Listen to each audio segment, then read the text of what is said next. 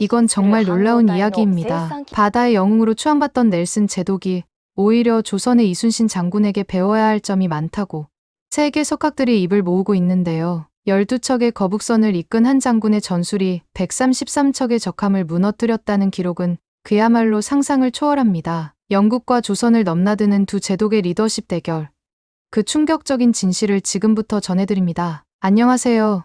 저는 옥스퍼드 대학교에서 역사를 전공하는 에블린 레이버누드입니다. 저는 호선 교수님 강의실에 들어섰습니다. 가슴을 활짝 펴고 턱을 높이 든 채였는데 실내 공기는 서늘하면서도 약간은 책과 나무 냄새가 섞여 있었습니다. 공책과 펜을 꼭 쥔 저는 넬슨 제독의 영웅담을 상상하며 설렘을 감추지 못했습니다. 어릴 때부터 저는 바다 전투와 높이 솟은 돛대, 함대를 이끌고 승리를 거둔 영웅 이야기를 꿈꿔왔습니다. 제게 넬슨 제독은 그중 최고였지요. 아침 햇살이 높고 좁은 창문을 통해 긴 빗줄기로 책상을 가로질렀습니다. 벽에는 색이 바랜 제독들의 초상화와 거친 해안을 그린 대형 해도들이 걸려 있었습니다. 저는 공책 가죽 표면을 손끝으로 느끼며 머릿속으로 넬슨 제독의 삼각모아 없어진 팔, 그리고 굳은 결의에 찬 눈빛을 그려보았습니다. 넬슨만큼 용맹한 이는 없다고 저는 확신했습니다. 강의실 앞쪽 자리에 앉자 제 옆에는 미국에서 온 친구 세바스찬 콜이 두꺼운 해전 전술책을 넘기고 있었습니다. 반대편에는 일본 교환학생 하야미 유키코가 연필을 다급히 두드리며 기다리고 있었습니다. 그녀는 일본 해군사에 깊은 관심이 많아 종종 제 시각에 도전하곤 했지요. 하지만 오늘만큼은 제가 자신감이 넘쳤습니다. 저는 유키코에게 상냥히 웃으며 인사를 건넸습니다. 유키코는 조용히 끄덕였습니다. 짙은 머리칼을 단정히 묶은 모습이 인상적이었지요. 시계가 오전 8시 15분을 가리키자 강의실은 조용한 웅성거림과 책장 넘기는 소리로 가득 찼습니다. 심장이 두근거리며 오늘 다룰 해상 영웅들에 대해 더 알고 싶다는 기대감이 솟았습니다. 트라팔가, 코펜하겐, 나일 강위 전투를 떠올리며 당연히 오늘도 영국의 위대한 승리가 중심이 될 거라고 생각했습니다. 바로 그때 무거운 나무문이 삐걱이며 열리고 호손 교수님이 들어오셨습니다. 은빈 머리칼이 빛에 반짝였고 진회색 양복 차림에 둥근 안경을 콧등 아래로 내리신 모습이 인상적이었습니다. 교수님이 좋은 아침입니다. 하고 말씀하시자 교실은 순식간에 조용해졌습니다. 오늘은 우리가 익숙한 영웅을 넘어 다른 바다에서 존경받은 지휘관들을 살펴보겠습니다. 교수님이 차분하지만 단호한 목소리로 말씀하셨습니다. 저는 가만히 숨을 들이켰습니다. 무슨 이야기일까? 궁금증이 일어났지요. 교수님은 책상 위 두루마리 파피루스를 조심스럽게 풀어 보이셨습니다. 꼭대기에는 낯선 한자가 적혀 있었고 그 아래에는 영어로만 적힌 제목이 하나 있었습니다. 조선의 이순신 장군. 제 가슴이 철렁 내려앉았습니다. 한국의 장군이라니요? 저는 산과 궁궐의 나라 정도로만 알았지 해군 강국이라고는 생각해 본 적이 없었습니다. 옆자리에 유키코가 낮게 중얼거렸습니다. 한국 장군이 웬 말이에요? 진짜 실력이었겠어요. 그냥 운이 좋았던 거 아닐까요? 그녀의 말에 제 기분이 살짝 상했습니다. 그런데 제 입을 때려다 멈칫했습니다. 제가 알고 있는 사실이 전혀 없었거든요. 자신 있게 반박할 수 없다는 생각에 자신감이 흔들렸습니다. 교수님께서 교실을 둘러보며 말씀하셨습니다. 다음 주까지 이순신 장군의 전투 기록을 조사해 오십시오. 우리의 영웅들과 비교하여 토론할 예정입니다. 준비 단단히 해 오시기 바랍니다. 도전장이 떨어진 순간이었습니다. 제 심장은 두려움과 설렘이 뒤섞인 채 빠르게 뛰었습니다. 일주일 동안 이 낯선 이름에 대해 충분히 공부할 수 있을까요? 이순신 장군은 누구이며 어떻게 영국 제독들마저 존경하게 만들었을까요? 그리고 정말 영국의 전통이 최고라는 제 확신을 유지할 수 있을까요? 교실을 나서며 저는 가방을 챙겼습니다. 첫 번째 의문이 움텄지만 동시에 새로운 발견의 약속에 가슴이 뛰었습니다. 교실 문을 나서니 햇살이 선명하게 제 얼굴을 비추었습니다. 당당하게 시작한 오늘은 이제 넬슨만이 아닌 예측할 수 없던 여정의 첫걸음이었습니다. 저는 그 여정을 시작하고 싶어 견딜 수 없었습니다. 다음 날 아침, 저는 호기심과 긴장감이 교차하는 마음으로 강의실에 돌아왔습니다. 긴 나무 벤치는 제가 앉자마자 삐걱거렸고 무릎 위에 펼쳐둔 공책을 가만히 바라보았습니다. 높은 창문을 통해 쏟아지는 햇빛에 떠다니는 먼지 입자들이 반짝이며 춤추는 모습이 보였습니다. 저는 깊이 숨을 들이마시고 다짐했습니다. 이순신 장군에 대해 반드시 배우겠다고 말입니다. 호손 교수님께서 반짝이는 바닥을 밟으며 단상으로 걸어오셨습니다. 교수님의 발소리가 고요한 강의실에 울려 퍼졌고 교수님은 반갑게 웃으며 누렇게 바랜 두루마리를 다시 펼치셨습니다. 저도 모르게 눈이 커졌습니다. 붓글씨로 쓰인 제목이 또렷하게 보였습니다. 이순신 장군. 저는 심장이 요동치는 것을 느꼈습니다. 트라팔가나 코펜하겐 해전을 다룬 지도가 나올 줄 알았는데 전혀 예상치 못한 한국 이름이 등장했기 때문입니다. 생각을 가다듬기도 전에 교실 뒤쪽에서 손이 번쩍 들렸습니다. 하야미 유키코 씨의 목소리가 또렷이 울려 퍼졌습니다. 교수님, 왜 하필 이순신 장군인가요? 조선은 해군력이 약했잖아요. 분명 운이 좋았겠지. 실력이 아니고요. 몇몇 학생들이 동의하는 기류를 보냈습니다. 저는 가슴이 답답해졌습니다. 운만으로 거북선이나 철갑선, 그런 전술을 설명할 수 있을까 싶은 마음이었지만 아직 이순신 장군의 명성을 뒷받침할 근거를 알지 못해 입을 열지 못했습니다. 교수님은 손가락을 들어 보이며 답하셨습니다. 좋은 질문입니다. 하야미 씨. 그 부분을 바로 탐구해 볼 것입니다. 교수님께서 두루마리를 가리키셨습니다. 다음 주 토론에서는 이순신 장군의 업적이 우연이었는지 전략이었는지 검증할 겁니다. 제 속이 뒤집혔습니다. 토론이라니요? 거의 모르는 장군을 두고 사람들 앞에 나가 변호해야 한다니 땀이 머리끝까지 솟는 기분이었습니다. 저는 공책을 열어 날짜를 적었습니다. 4월 5일. 2주 후였습니다. 교수님은 차분한 목소리로 계속 말씀하셨습니다. 이순신 장군은 16세기 후반 조선 해역을 지휘했습니다. 철갑선으로 불리는 거북선을 만들었고 좁은 해협을 이용해 훨씬 많은 일본 함대를 물리쳤습니다. 네덜란드, 명민, 조선 기록 모두 그의 전술을 극찬하고 있습니다. 머릿속이 마구 돌아갔습니다. 철로 덮인 배라니, 좁은 해협에서 펼치는 기습이라니, 어둠 속에서 물 위를 미끄러지듯 달리는 용 모양 선단이 눈앞에 그려졌습니다. 심장이 빠르게 뛰었습니다. 저는 더 알고 싶었습니다. 수업이 끝난 뒤 저는 교수님을 붙잡고 싶어 남아 있었습니다. 학생들이 하나둘 교실을 빠져나갈 때 교수님께서 저를 보고 눈썹을 살짝 올리셨습니다. 네. 레이버누드 씨? 저 이순신 장군에 대해 배우고 싶습니다. 참고할 자료를 추천해 주실 수 있을까요?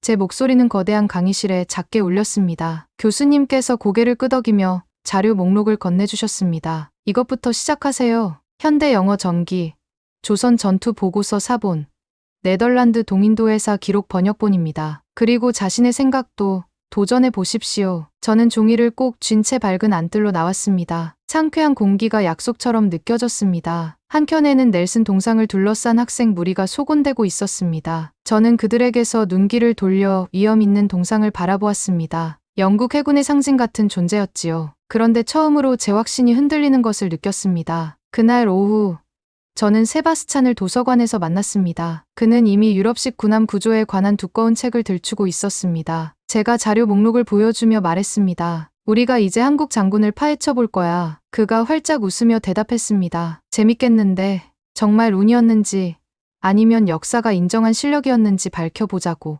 저는 첫 번째 책을 펼치며 전율이 일었습니다. 낯선 바다로 발을 내디디는 기분이었고 제 가정에서 벗어나 새로운 항로를 개척하게 될 것 같았습니다. 이순신이라는 이름이 더 이상 낯설게 느껴지지 않았습니다. 오히려 새로운 모험의 시작처럼 설레었습니다. 그날 저녁, 저는 사각광장을 가로질러 오래된 도서관으로 달려갔습니다. 해가 진 뒤 램프 불빛이 자갈 돌바닥 위에 금빛 무릉덩이를 만들고 있었지요. 가슴이 북소리처럼 뛰었습니다. 한 손에는 호손 교수님의 읽기 목록을, 다른 손에는 제 공책을 꼭 쥐고 있었거든요. 도서관 안은 양피지와 먼지 냄새가 가득했습니다. 천장까지 닿은 높은 책장에는 초록갈색 검정 표지의 고서들이 빼곡히 꽂혀 있었습니다. 두꺼운 카펫 위를 살며시 걸으며 저는 아시아 해군사라고 적힌 책장을 찾아냈습니다. 그리고 조선해전이라고 금박이 찍힌 무거운 책을 꺼냈지요. 표지가 약해서 펼치자 제본 일부가 뚝 하고 갈라졌습니다. 가슴이 조여왔지만 저는 조심히 책장을 넘겼습니다. 영어 번역문에는 행운의 승리와 뜻밖의 조류 같은 표현이 가득해 이순신 장군의 업적을 단순한 우연으로 치부하고 있었습니다. 저는 공책에 메모했습니다. 정말 운이었을까? 답답함이 목까지 차올라 책을 덮고 팔 아래에 끼웠습니다. 그제야 목록 두 번째 제목이 떠올랐습니다. 네덜란드 동인도 회사 장부를 찾아보면 더 솔직한 기록이 있을 거라는 생각이 들었습니다. 저는 서둘러 다른 책장으로 향했습니다. 거기엔 두툼한 장부들이 나란히 서 있었고 저는 가죽 제본에 낡은 네덜란드어가 적힌 책을 한 권 꺼냈습니다. 네덜란드 동인도 회사 장부 사본이었지요. 노트북보다 훨씬 무거웠습니다. 첫 페이지를 열자 깔끔한 글씨가 누렇게 바랜 종이에 빼곡히 적혀 있었습니다. 세펀과 바이안들러케 플로트 같은 단어를 알아보려 눈을 가늘게 떴습니다. 제 네덜란드어 실력은 형편없었지만 날짜 하나는 분명히 읽혔습니다. 1597년 바로 명량해전이 열린 해였습니다. 심장이 다시 뛰었습니다. 저는 페이지를 넘기며 조선이나 이순신 같은 단어를 찾았습니다. 그때 뒤에서 조심스레 부르는 목소리가 들렸습니다. 에블린, 돌아보니 세바스찬 콜이 영어로 번역된 네덜란드 동인도 회사 기록 사본 2장을 들고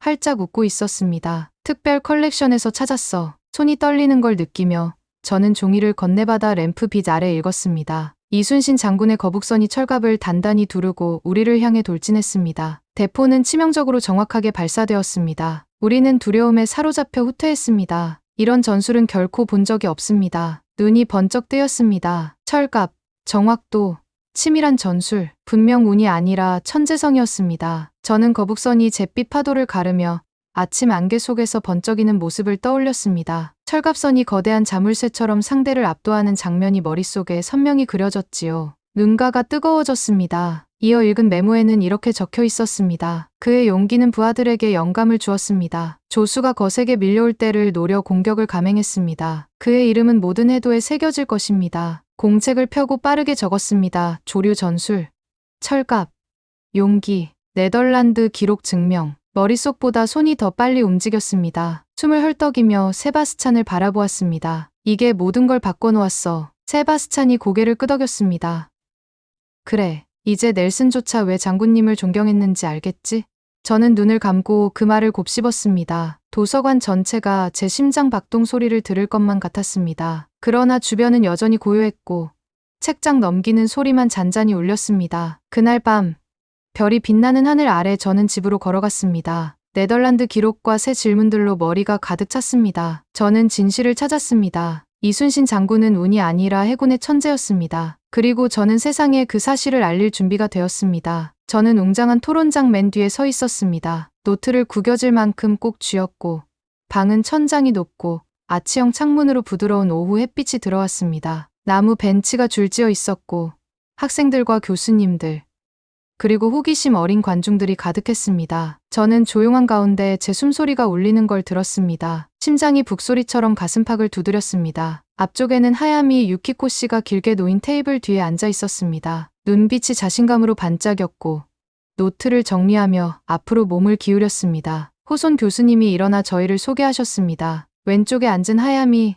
씨가 이순신 장군의 승리가 우연이었다고 주장하실 겁니다. 오른쪽에 레이버누드 씨는 그 반대 입장을 발표하실 예정입니다. 유키코 씨가 먼저 시작했습니다. 그녀는 가느다란 손가락으로 탁자를 톡톡 두드리며 말했습니다. 여러분, 조선의 16세기 해군은 적고 경험도 부족했습니다. 이순신 장군이 싸울 수 있었던 건 일본 함대가 조류를 잘못 파악했거나 날씨 운이 따랐기 때문입니다. 전투 승리는 운이지 실력이 아닙니다. 관중 사이에서 웅성거림이 일어났습니다. 저는 떨리는 손을 내려다보며 얼굴이 달아올랐습니다. 항변하고 싶었지만 무슨 말을 꺼내야 할지 몰랐습니다. 제게는 네덜란드 기록에서 본 사실뿐이었습니다. 교수님이 제 이름을 부르셨습니다. 저는 천천히 숨을 들이마시고 연단 쪽으로 걸어갔습니다. 다리가 불안정하게 떨렸지만 고개를 높이 들었습니다. 나무 마루는 제 발걸음마다 삐걱거렸습니다. 연단 위 스탠드에 노트를 올려두고 관중을 바라보았습니다. 빛에 가려 얼굴이 흐릿해 보였습니다. 저는 목소리를 가다듬고 말했습니다. 감사합니다, 교수님. 하야미 씨는 이순신 장군의 승리를 우연이라고 했습니다. 하지만 실제 증거를 살펴보겠습니다. 저는 노트를 펼치며 말을 이었습니다. 1597년 10월 명량해전에서 이순신 장군은 단 12척의 배로 133척의 일본 함대를 상대하셨습니다. 저는 잠시 멈춰 관중의 시선이 커지는 것을 느꼈습니다. 12척 대 133척입니다. 여기에 운이라고 할 여지는 전혀 없습니다. 저는 그 좁은 수로가 물살이 빠른 강처럼 흐른다고 설명했습니다. 거북선은 나무 선체에 철판을 덮어 햇빛에 반짝였고 측면에 박힌 철제 흉장이 적의 올라타기를 막았습니다. 모든 방향에 대포가 장착되어 있었습니다. 조수가 솟아오를 때를 노려 공격하신 점을 이야기하며 덧붙였습니다. 이순신 장군은 환경을 무기로 삼으셨습니다. 조류, 암초, 숨은 수로까지 꿰뚫어 보신 전략입니다. 말을 이어갈수록 제 목소리는 점점 힘을 얻었습니다. 학생들이 앞으로 몸을 기울이며 귀를 기울이는 모습이 보였습니다. 유키코 씨도 입술을 굳게 다물고 있었습니다. 그때 호손 교수님께서 오래된 일본 해군 일지를 들어 올리셨습니다. 1927년판에서 나온 이 글을 들어보십시오. 넬슨조차 이순신 장군의 전술적 지혜와 백성을 향한 헌신을 따라올 수 없었다. 방 안에 무거운 고요가 내려앉았습니다. 저는 가슴이 터질 듯 뛰는 소리가 모두가 들을까 두려웠습니다. 그러다 한 번에 박수가 울려 퍼졌고 곧이어 큰 박수갈채가 터졌습니다. 유키코 씨는 자리에서 물러나 자신감이 살짝 흔들리는 듯 보였습니다. 그녀가 저를 바라보며 눈빛을 부드럽게 바꾸었습니다. 저는 기냉군 뒤 시원한 물을 만난 듯 큰 안도를 느꼈습니다. 호손 교수님은 미소 지으며 말씀하셨습니다. 잘했습니다. 레이버누드 씨. 저는 연단을 내려왔습니다. 다리가 가벼웠습니다. 학생들이 모여 등을 토닥이며 축하해 주었습니다. 저는 군중 속에서 세바스찬의 자랑스러운 미소를 마주했습니다. 그 순간 저는 깨달았습니다. 의심에서 확신으로, 무지에서 존경으로 넘어간 것을 느꼈습니다. 제 심장은 여전히 세차게 뛰었지만 이제는 자부심으로 뛰고 있었습니다. 이순신 장군은 넬슨과 함께 제 마음에 자리 잡으셨고 다시는 운이라 생각하지 않을 것입니다. 토론이 끝난 후 저는 속으로 단단한 결의를 다졌습니다. 단순한 사실 이상을 배우고 싶었습니다. 이순신 장군의 세계와 진정으로 연결되고 싶었지요. 그래서 토요일 아침 저는 대학 해양박물관으로 향했습니다. 유리문을 지나 밝은 천장 조명 아래 노인배 모형들을 보며 걸었습니다. 그리고 거북선 실물 크기 복제품을 마주했을 때 숨이 멎는 듯했습니다. 복제품은 낮은 받침대 위에 놓여 있었고 곡선으로 솟은 선체는 마치 용의 등처럼 반짝였습니다. 측면에는 작은 포구가 줄지어 있었고 철제 창이 갑옷처럼 돌출되어 있었습니다. 저는 조심스럽게 다가가 매끄러운 목재 난간을 손끝으로 쓸어보았습니다. 마치 역사를 직접 만지는 기분이었습니다. 심장이 두근거렸습니다. 저는 나무가 삐걱거리는 소리와 파도 소리가 들리는 듯한 상상을 했습니다. 그때 짙은 남색 제복을 입은 안내원이 다가왔습니다. 이순신 장군의 거북선에 관심이 많으신가요? 그녀는 따뜻한 미소를 지었습니다. 저는 고개를 끄덕였습니다. 네, 토론을 마치고 나니 장군님의 전술이 얼마나 정교했는지 더 깊이 이해하고 싶었습니다. 거북선이 어떻게 만들어졌는지 알고 싶습니다. 그녀는 저를 1590년대에 도구가 전시된 유리 진열대로 안내해 주었습니다. 망치 하나, 용 비늘이 새겨진 철판 조각, 낡은 밧줄 조각이 보였습니다. 이것들은 당시의 원형 유물입니다. 선박 기술자들이 손으로 철판을 두드려 붙였습니다. 선체에 맞게 하나하나 모양을 다듬어야 했지요. 정말 많은 기술과 인내가 필요했습니다. 저는 먼지 낀 작업장 속 장인들이 더위에 땀 흘리며 금속을 두드렸을 모습을 상상했습니다. 그들이 만든 배가 전투에서 수병을 지킬 거라는 자부심을 느꼈겠지요. 가슴이 따뜻해졌습니다. 다음으로 안내원은 벽에 걸린 대형 지도를 가리켰습니다. 명량 해협이 그려져 있었고 조류와 암초 위치를 표시한 화살표가 곳곳에 있었습니다. 이순신 장군은 평생 이 바다를 연구하셨습니다. 해안선의 모든 굴곡을 꿰뚫고 계셨다는 말씀이군요. 저는 손가락으로 해협의 굽은 선을 따라 그렸습니다. 지도는 매끄럽고 서늘했습니다. 조류를 무기로 삼으셨네요. 차가운 전율이 제 등골을 타고 흘렀습니다. 조수가 세차게 몰려오는 순간을 노린 장군님의 전술이 떠올랐기 때문입니다. 그때 학생 단체가 들어오면서 전시실이 조용해졌습니다. 아이들은 전시물에 얼굴을 바짝 붙이고 신기해하며 속삭였습니다. 그 호기심은 마치 제가 처음 넬슨 이야기를 들었을 때의 모습 같았습니다. 저는 자연스레 미소를 지었습니다. 한때는 영국 영웅만이 중요하다고 쉽게 믿었지만 이제는 새로운 이야기를 전하는 사람이 되어 있었으니까요. 관람을 마친 후 저는 큰 창가에 놓인 나무 벤치에 앉았습니다. 햇빛이 반들반들한 바닥 위로 쏟아졌고 저는 공책을 펼쳤습니다. 장인들의 도구, 철갑선, 조수 지도 등 새로운 정보를 하나하나 적었습니다. 어떻게 논문에 담아낼지 떠올리며 거북선의 간단한 도식도를 그려 대포, 구멍과 용머리 모양 돛단 머리를 표시했습니다. 그때 휴대전화가 진동했습니다. 세바스찬에게서 온 메시지였습니다. 나도 조사 마쳤어. 카페에서 만날래? 저는 미소 지으며 답장했습니다. 10분 후에 갈게. 카페에서 우리는 구석 자리 테이블에 앉았습니다. 따뜻한 초콜릿 잔에서 김이 모락모락 올라왔습니다. 세바스찬이 활짝 웃으며 말했습니다. 오늘 해군 기록 보관소에 갔더니 장군님이 병사들에게 보낸 편지를 찾았어. 사방이 적에게 둘러싸여도 용기를 잃지 말라는 내용이야. 그는 복사본을 건넸습니다. 저는 읽었습니다. 용감한 전우들이여. 그림자가 드리우고 적이 둘러싸더라도 두려워하지 말거라. 바다는 우리의 방패여.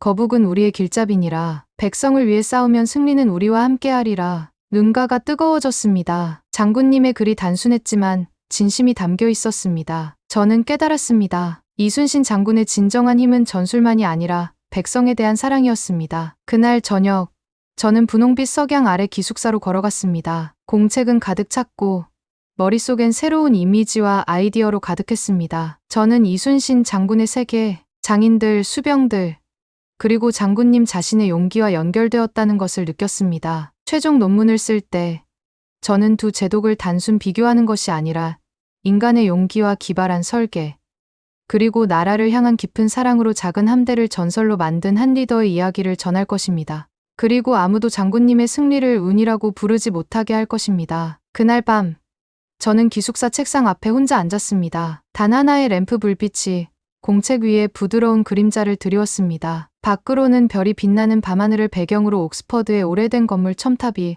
어둠 속에 우뚝 서 있었습니다. 저는 펜을 종이에 톡톡 두드리며 이순신 장군에 대해 배운 모든 것을 되새겼습니다. 마음이 가득 차면서도 조용해지는 기분이었습니다. 마치 파도 바로 아래 숨겨진 보물을 발견한 듯했습니다. 새 페이지를 넘겨가며 논문 제목을 적었습니다. 국경을 넘어선 진정한 리더십 넬슨 제독과 이순신 장군의 비교. 그 문구 하나하나가 묵직한 의미로 다가왔습니다. 저는 잠시 멈춰 방 안을 둘러보았습니다. 바닥에 쌓인 교과서들, 벽에 붙인 지도, 몇 달 전 구매해 놓은 작은 함선 모형까지 모든 것이 지금 이 순간을 가리키고 있는 듯했습니다. 토론, 박물관 견학, 도서관에서 보낸 밤들까지 말입니다. 서론을 쓰기 시작했습니다. 이순신 장군의 이름을 처음 들었던 안개 낀 아침을 떠올리며 글을 적었습니다. 두루마리가 바스락거렸던 소리, 강의실을 감쌌던 정적, 유키코 씨가 장군님을 운이었다고 일축했을 때의 충격까지 생생하게 묘사했습니다. 도서관 기록을 찾아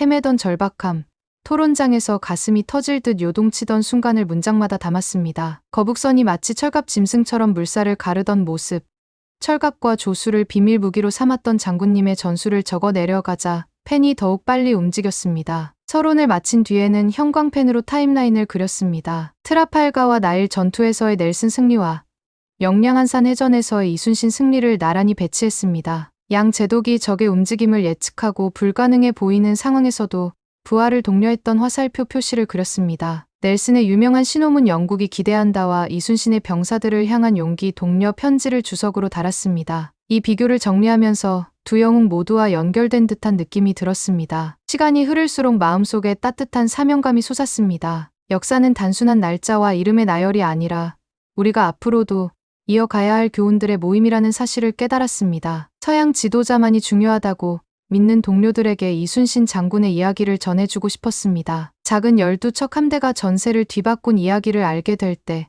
그들의 놀란 얼굴이 떠올랐습니다. 다음 날 아침, 저는 공용 휴게실에서 세바스찬과 커피를 함께 했습니다. 그는 활짝 웃으며 자신이 찾은 국제해군 전술 관련 논문들을 한 무더기 건네주었습니다. 이거 내 분석에 큰 도움이 될 거야. 저는 감사한 마음으로 미소 지었습니다. 함께 마무리 논문 아이디어를 이야기하며 결론 부분을 구상하니 친구와 나누는 모험 같았습니다. 최종 논문을 제출하던 순간 저는 몇 주 만에 어깨가 한결 가벼워진 기분이었습니다. 논문 속에는 영국에 대한 초기 자부심, 이순신 장군의 이름을 처음 듣고 받은 충격, 사료를 찾아 헤맨 설렘, 토론장에서 맛본 승리의 순간까지 모두 담았습니다. 하지만 무엇보다도 백성을 진심으로 사랑했던 한 지도자의 이야기를 썼다는 사실이 제게 가장 큰 의미였습니다. 발표 당일, 저는 역사 전공 학생들과 교수님들, 방문학자들 앞에 섰습니다. 이순신 장군의 거북선과 조수 활용 전술을 설명할 때마다 고개를 끄덕이는 이들과 반짝이는 눈빛을 보았습니다. 발표를 마치자 큰 박수갈채가 터졌습니다. 제 심장은 제 자신이 아니라